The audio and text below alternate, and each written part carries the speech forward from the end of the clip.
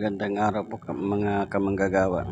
Ngayon po ang gagawin po natin ito pong yung conference table na gawa sa plyboard. Yung yung local na plyboard. Dito lang po gawa sa Pilipinas. Po yan gawa po namin, hindi ko lang po na videohan. Bale po yan. Ang gagawin po dyan, kakabitan ng formica sa taas, tapos babarnisan po yung ilalim. Ganyan po nga. Panoorin po natin hanggang po sa matapos yung video po yung kung paano po gagawin. Bali, ang kulay pa niyan, yung maple. Parang siya yung kulay nara pag natapos.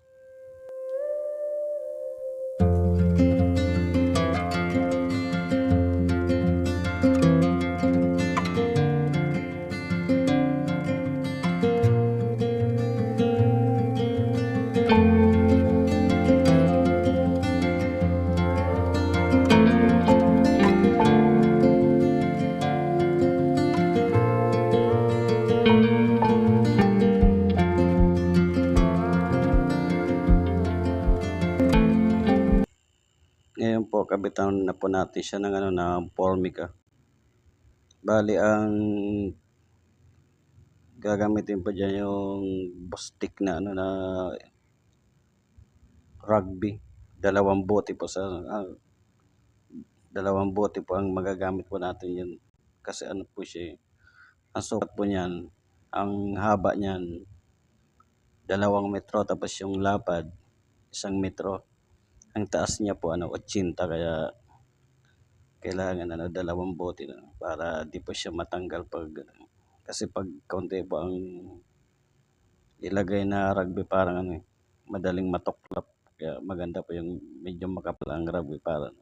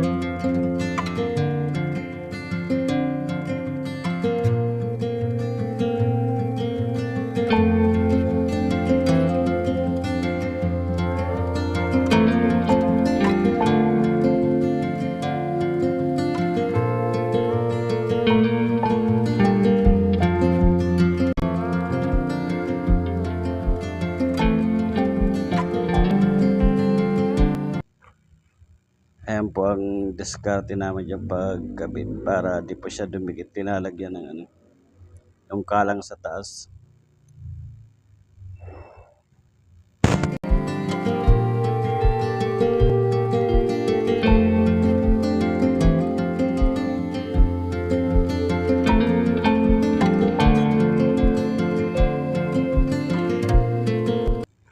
Ayan po, mayroon na po siya. Tapos dahan-dahan po natin ibababa yung yung formica para kasi pag dumikit po yan di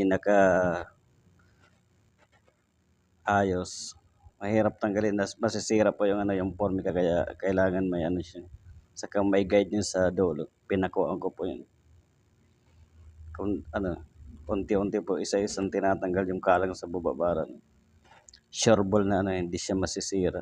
Kasi mahal po ang isa yun, yung formica na yan.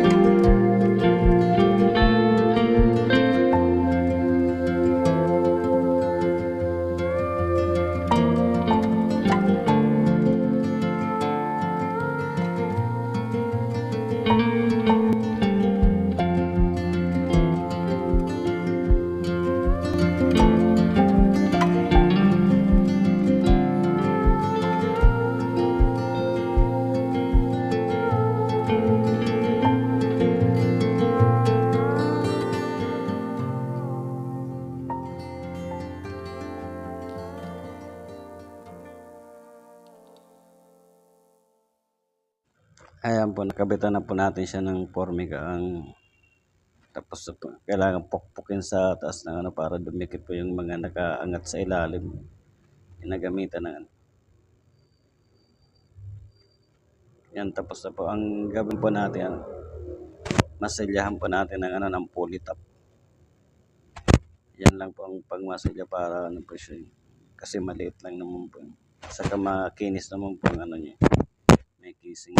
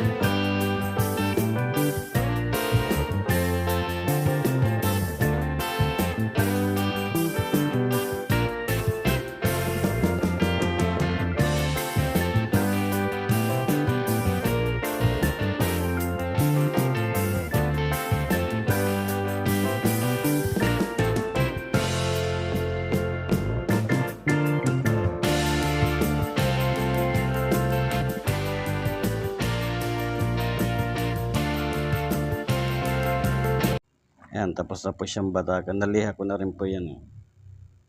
Ang gawin po natin, ano, hahaspihan po yan pero pa-primeran muna ng lacquer primer.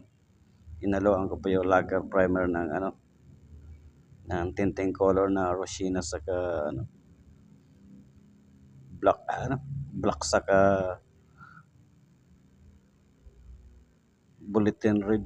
Yun po ang pinapanghalo ko lagi pag naghahaspi ako ng yung kulay na para pag nahaspihan po pag na-primeran ng ganyang kulay, bali po parang habol na rin po. Bali yung wood stain po pang na lang po yun, parang pang design. Kailangan ang primer po may na, may kulay na rin.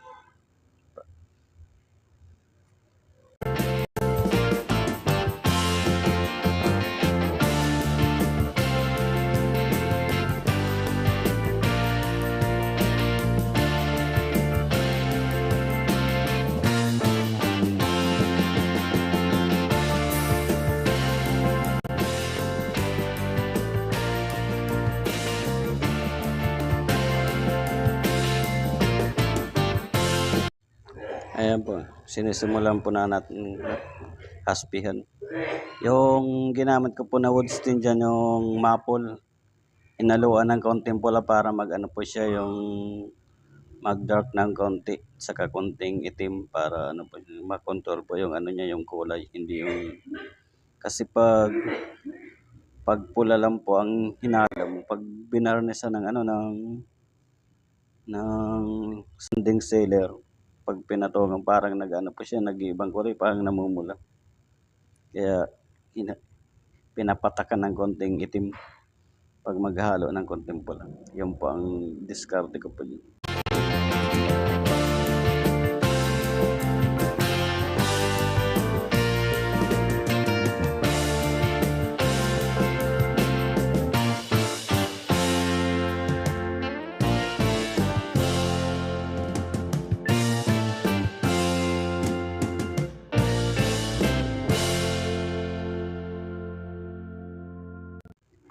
Ganon din po ang ginagamit ko lagi sa paghahaspi, fish towel, brush, yun lang po.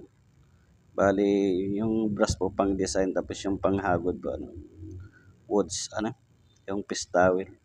Para pag hinagod po siya, parang yung nagko-korting po siya kahoy. Pag magandang pagkahagod. Yan lang po ang madaling diskarte sa paghahaspi.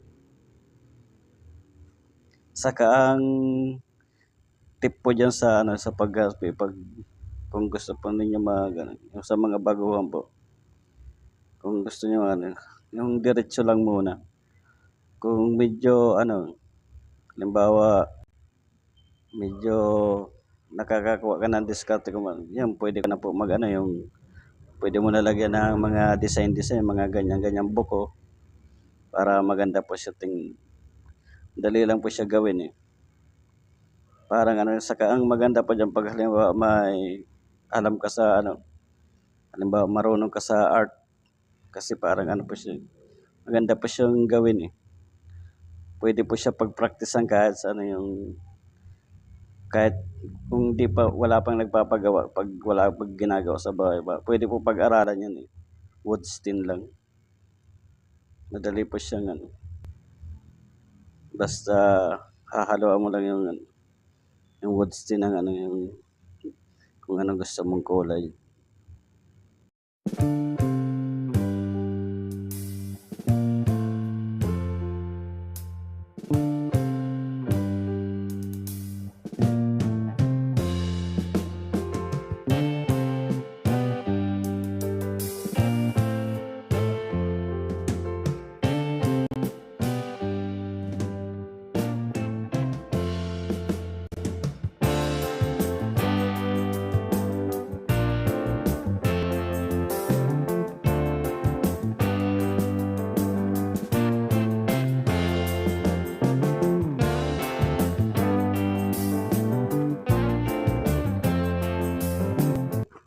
Ganyan po yung ginagamit lang po diyan yung brush lang pan design. Tapos yung buko, daliri, pinapang para Ganyan lang po siya kadali. Tapos pag natuyo ng kaunti, hahagurin ng ng brush pataas para po siya, di naman pa masyado makapal yung guhit. Mag na pong parang ng kahoy yung buko pag lalo na pag nabarnisan, pag natuyo.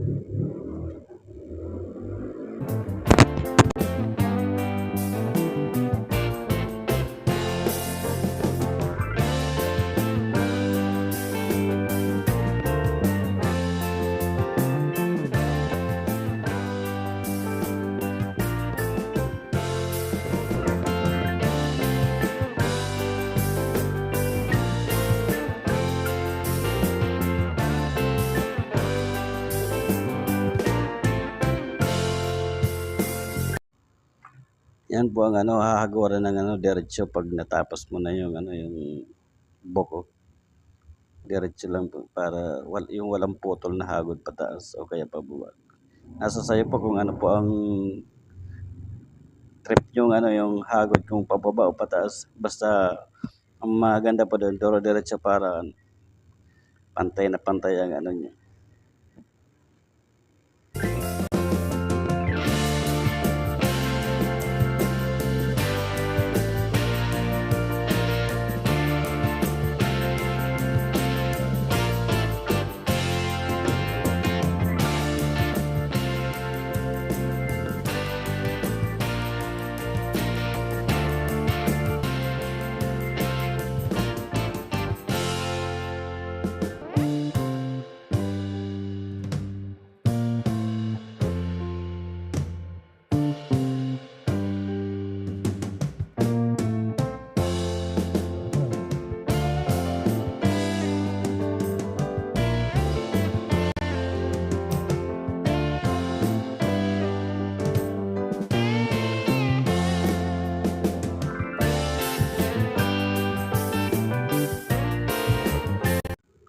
Ayan na, natapos na po siyang haspian. Napatungan ko na rin po ng yan, yung sanding sealer. Itatapot tapos siya natin ng ng lacquer, clear gloss. Yung po ang laging ginagamit ko sa pagbabarnish. Nagagamit lang pa yung polyurethane pag yung halimbawa sa mga hagdan. Kaya kung gusto nilang makantab, pwede rin po sa pinto. Basta yung depende po sa nagpapagawa kung po ang gusto nilang kintab. Ito po medyo lang po siya yung parang lang siya yung semi-gloss lang kasi pinantay ko lang po ang kulay dyan sa formica kasi yung formica po niya yung hindi siya masyado makintab kaya parang magkaano lang lang siya, semi-gloss lang po.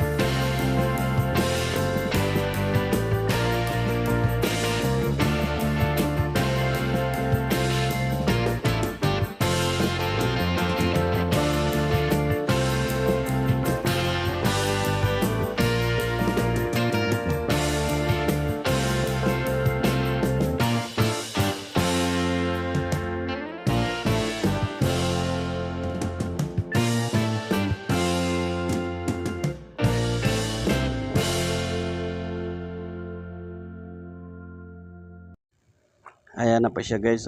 Tapos na po siya. Finish na. Na-varnishan na rin po yan. Salamat po sa panonood. Sana po pa-subscribe naman po sa aking channel. Maraming salamat.